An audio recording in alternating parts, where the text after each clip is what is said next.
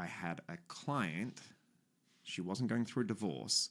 However, someone close to her was able to relative was able to get her credentials and her information and applied for, a loan under her name. And against her house. Against her house into the hundreds of thousands of dollars. And this has been going on for probably a decade.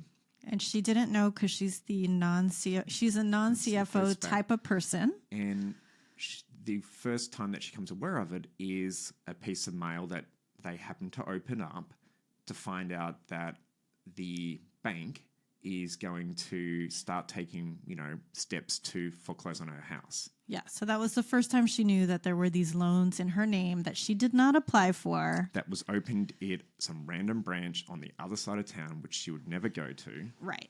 And had she frozen her credit, it probably wouldn't have happened. Correct, yeah. Right? Or she would have been notified. So usually if I apply for a credit card and all of my credit bureau things are frozen. So when I apply for a credit card and I forget to unfreeze it, the credit card company notifies me by text, email, mail, like, hey, if you want to be approved for this, you got to unfreeze it. And, if I wasn't the one to have applied for it, then I would know that something's going on. True, yeah. Right? So we're bringing this up right now. Yes, you want to guard against cyber criminals. And if there's a bit of a trust issue with your spouse, as there can sometimes be, right? If you want to make sure that your spouse cannot apply for credit in your name, freeze your credit. Yeah, because by going through those, basically you're trying to control someone else ruining your credit for you. So or making you have to pay for it, right? Yeah. So if it's your spouse opening it for you and you're still married and they take it to a fun place and spend $10,000, it might still be on you to pay.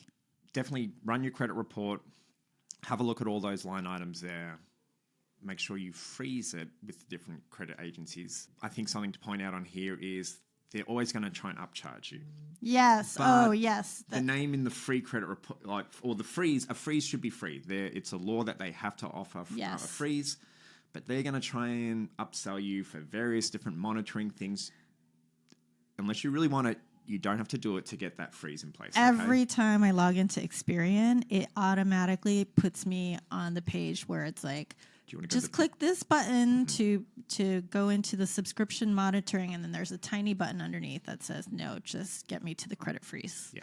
So find the tiny button and don't pay. Yeah. Also, with the credit report, you don't just do it once, you do it ongoing, right? So you want to keep monitoring it for changes and to make sure that there's nothing weird on there. What's a good rule of thumb on that? Like, I've heard some people who check it like every single month for, just making sure that everything's looking good there. Well, I know I don't proactively check it, but since I am lucky enough to have one or two credit card companies. Well? Yes, I have it frozen, but I do have a couple credit card companies that offer the credit score for free. Yeah, you kind of get that little wheel at the bottom of your page. You have the wheel anytime you log in to see your credit cards, and you can sign up for just notifications for any changes. So anytime there's any change in my score or someone's looked into my credit or anything, I get an email. So sign up for those; they're free. Can I also add something? So once you're setting up these accounts and trying to reclaim control, okay? Make sure you have a hard password. Oh my God! Don't have a password. You were talking to a girlfriend over the weekend where it appeared maybe that their ex was able to access all their accounts and has been reading all their correspondence. Yes. So one of my best friends went through a not amicable divorce and continues to have not amicable relationship.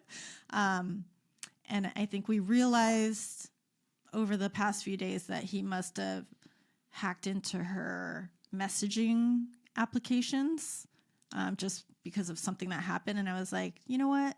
Did you change your passwords? And she was like, oh yeah, of course I did. I was like, I bet it's like Star Wars 1 or, you know, your dog's name, Love. And she starts laughing because she said, yeah, probably it is. I was like, so if I can guess it and I'm not your ex-spouse that was with you for 20 years, what do you think? And she's like, oh, right. Okay.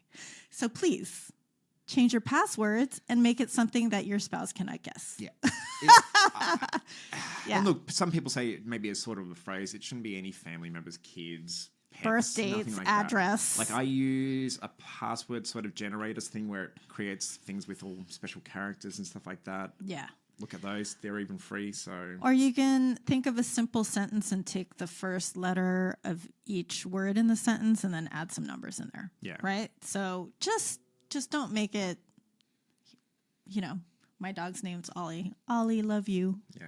You know, don't do that. Okay. Because it's easy to guess. Yeah. Easy to guess. Sorry, I just wanted to mention that one. Thank you.